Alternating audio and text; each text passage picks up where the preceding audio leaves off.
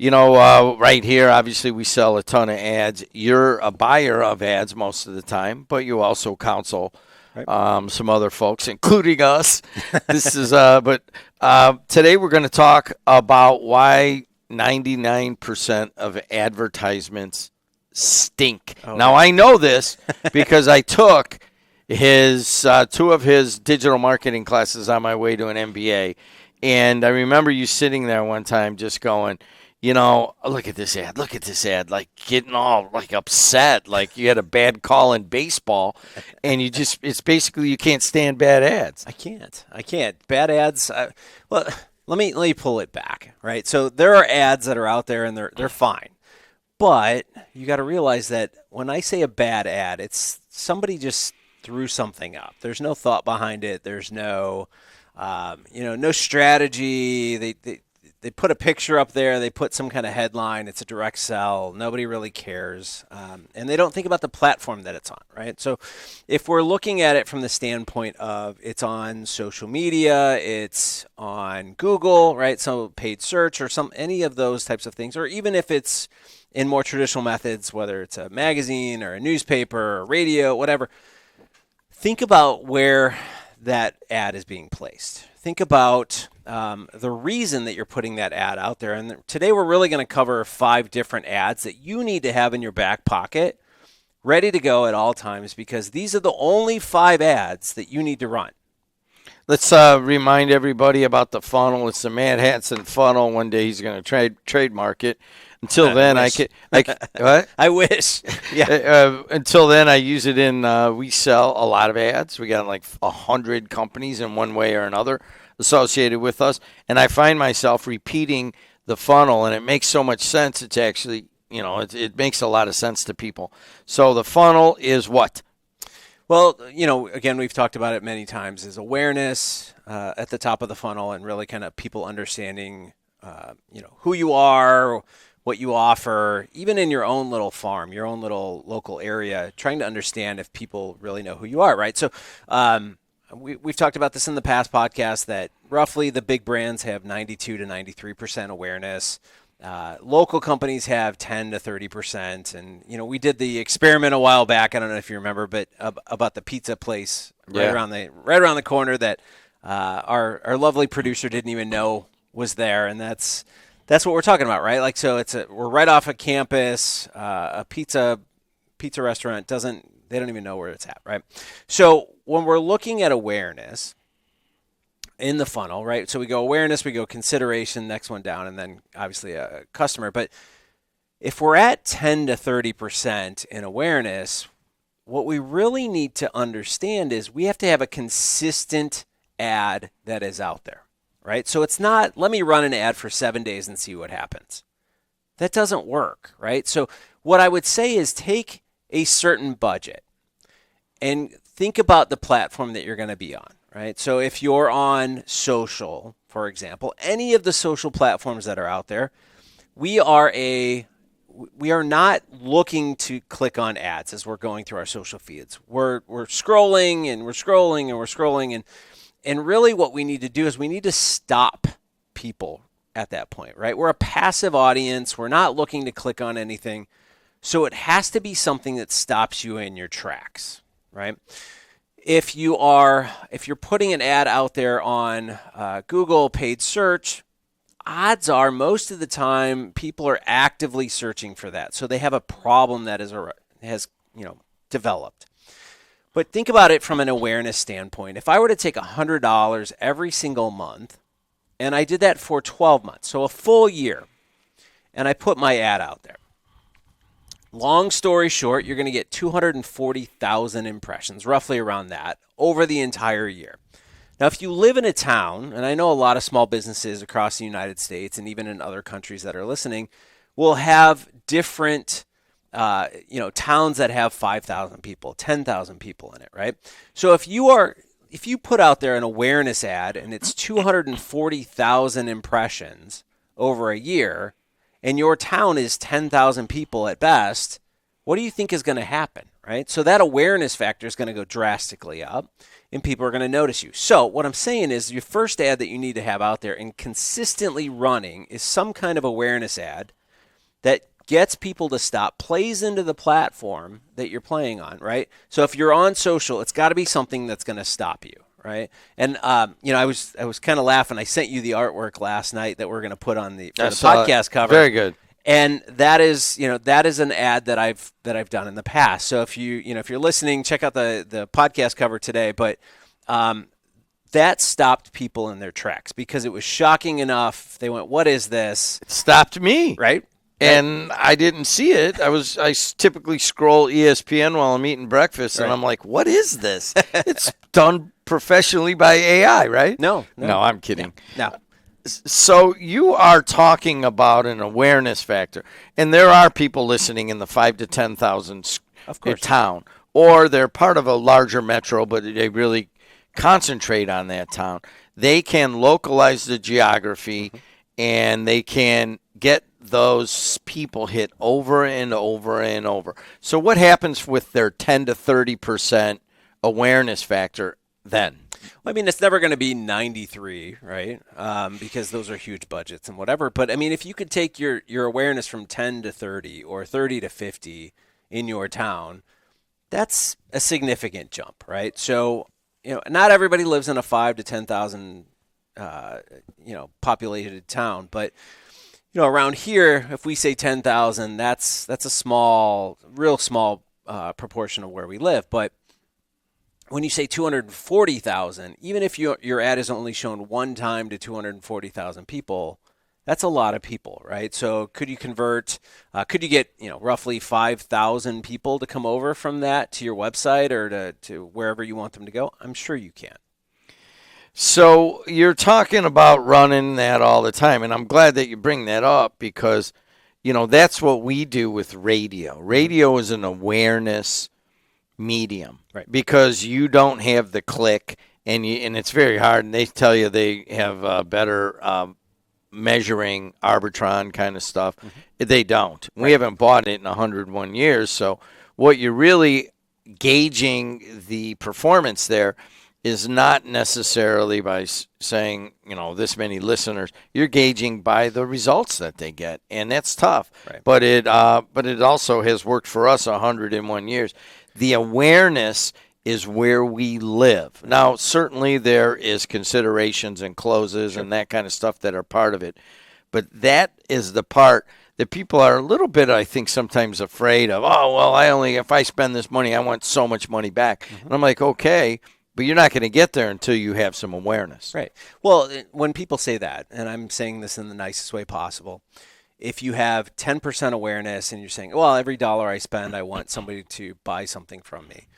It's kind of like walking into a bar in your 20s and yelling out to everyone in that bar saying, I want to marry somebody tomorrow. I mean, it's just people look at you like you're strange, right? So you've got to realize they are not ready yet. You're finding them, on social. Many times you're finding them and you're just trying to get them to follow you and understand who you are. There are ads that will convert, but you got to realize people need to know who you are and what you stand for before they'll actually purchase from you. So we were sitting last night, and I like to bring up stories of sitting at home with my family and whatever. And my daughter, she's a junior, so she's getting all of these things from different universities. And every day I walk in and I hand her all the mail of wherever it's come from, and they're coming from all over the United States. And we got this one yesterday, and this is the perfect example of what an ad should be. And all it reads, and I know those of you listening at home can't see it, but it says, "Are you ready to be challenged?" And it's literally a puzzle on the front of it, and it gives you a website to go to. It has nothing. It doesn't tell you what it is, where you're going. None of that stuff. So we knew it was university related, but we couldn't understand where it was coming from. So my daughter's doing homework last night, and I asked her, who is this? It's a postcard. I go, who's the postcard from? And she goes, I don't know, but let's figure it out. So we both jump on the website, and we come to it, and there's the puzzle, and that's the only thing on the website. And we're just like, okay, right? So I look at it, and we're both like looking at the puzzle, and I go, all right, I've got it. And she goes, how do you have this already? I'm like, I've got it. So I write my answer down, and she takes a few more minutes, and she gets the right answer. So then it goes over. As soon as you hit submit, it tells you you're right, and then it goes into a video of the university and all this other stuff. It was really kind of a fun, interactive way to get her, because she's doing homework, she's already thinking, but then she took the time to jump over to this. And I'll be honest, this is the most creative ad that I've seen from a university to date, right? We get the stickers and all those types of things, but this one was very impressive. And I'm not going to give the university because they're not paying us for that. But and we are on the campus of a different university, right. So everything you always needed to know is black and gold around here. What's a pain point? Oh, you've got to poke the pain points, right? So we don't buy things just because we go, oh, that's wonderful, I'm going to go buy 3 new cars today. We don't do that, right? So there are a variety of pain points that you go through, whether they're basic needs. I'm hungry, to wants, I would like a better car, to demands where I've just got a massive raise at work and now I can afford something bigger, right? I'm buying a bigger house or something like that. But when it comes to pain points, those are the things that stop people in their tracks. So, I wrote down some examples here. If you're selling insurance, I'll be honest, when my kids turned 16, that was a pain point instantly, right? And it's just, you could have a headline that just says, happy 16th birthday with a question mark after it, because really, is it happy? Because now your insurance has gone up and everything else, right?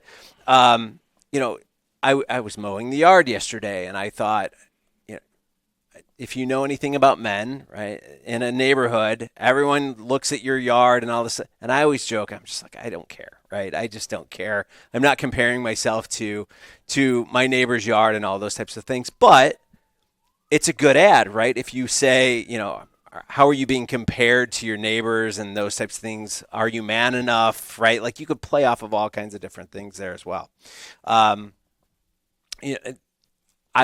For example, I was giving a lecture down in West Lafayette about a week ago, and we were going around and we were talking about awareness and consideration, all this other stuff. And I asked the general public, how many of you have an Apple phone? And all these hands went up. And I go, how many of you have a Samsung phone? And one lonely hand starts to go up.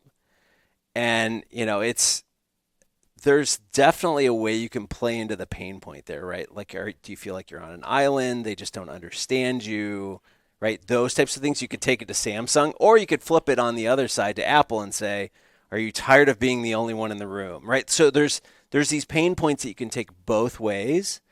And really, that's what we're talking about, is every single day you go through some kind of pain point, whether it's really small or it's a major pain point. And if you could build that into the ads, it stops people in their tracks, right? So again, go back to the podcast cover from today, and you'll see there's a pain point there talking about, did you miss your summer goals and weight loss and all those types of things. So, but that's what I mean by a pain point. One of my favorites is Xfinity, and I know you want to talk about them.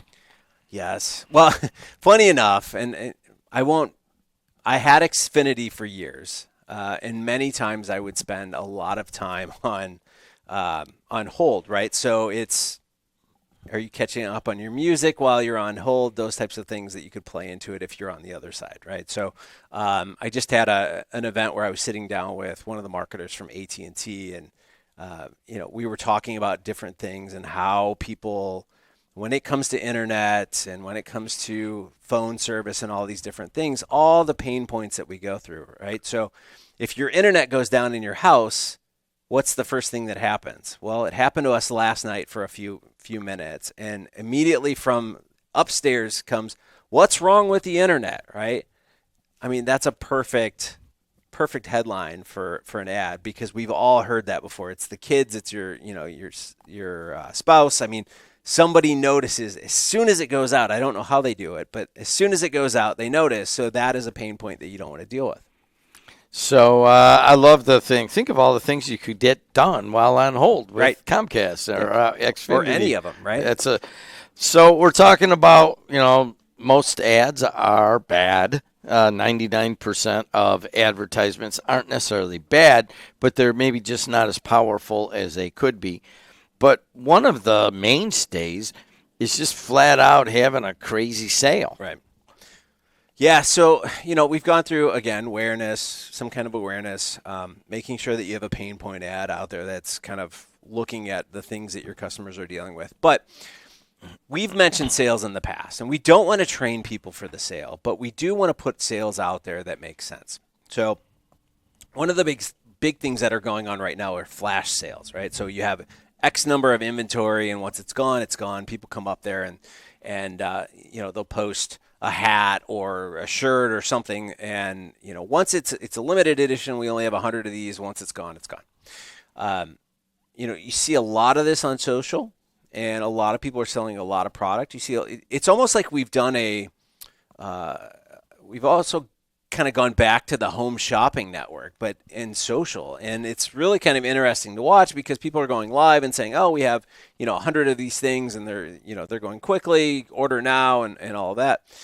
But on the same sense, I'm seeing companies that are posting product that they have one of on their shelves. And they'll post that, and then they'll boost that post, or they'll create an ad for that post separately through Ads Manager or whatever. And what happens is you get this mad rush of people to the store to get that one thing. My wife is famous for this. She'll send me a text and say, hey, this company just posted this. Can you stop by on the way home from work today and see if it's still there, right? Okay. I stopped there. It's not. It's gone, right? She's got another place that she looks at in Naples, Florida, that they post limited one-off items, and they go through and they do this whole kind of meta show with it, and they boost all these posts and everything. And they're one-offs, and they're sale items, but they're one-offs. So they have this mad influx of phone numbers of people calling in trying to get this one product. So it really just... It's less of an ad, but it's more of an ad because you can get creative with it. You could do a static ad where it's like you're promoting a sale, but on the same sense, you can also do it at a post that's like an ad that is, video content or live even. But those things are pushing tons and tons of product right now. My brother-in-law owns 313 Tap Room over here in Munster, and they do these like funny videos of like, dancing, or he and his buddy started the bar, and then now they got a good following, and people are looking for the play off back and forth. But really, it's like, hey, we're gonna have Mario on Saturday playing acoustic guitar, and somehow that gets worked in. Right. And I think they've done a really good job of social media posts with the advertisement kind of coming from the side. I used to own a newspaper here, the Calumet Press, and when we bought it, the old sales manager said, you really got to do holidays and you got to sell into certain events. And we did it for a while, and it generated some revenue. But over time, I felt like it was just like hitting, and then those people, wouldn't advertise. They were just coming around for that. And I thought it was kind of teaching the client that, they're going to lower the prices on daffodils when right going into Mother's Day. And then if you buy them at another time, you're getting, it's not a good deal. So when you look at those Easter, Christmas, Halloween, July 4th stuff, what do you look for? There's two ways to look at this, right? So you have the main holidays that you're talking about. We just came out of Easter, and we look at everything that was going online, or let's say you're posting something on Instagram, and they have the ability you can put music on your post and those things. If you look at that, the top 20, 30 different songs that were up there were all Easter related. So everyone's doing it. So you have to be unique about it, right? So what is it? What kind of ads are you putting out there? What is the message? You're talking about sales.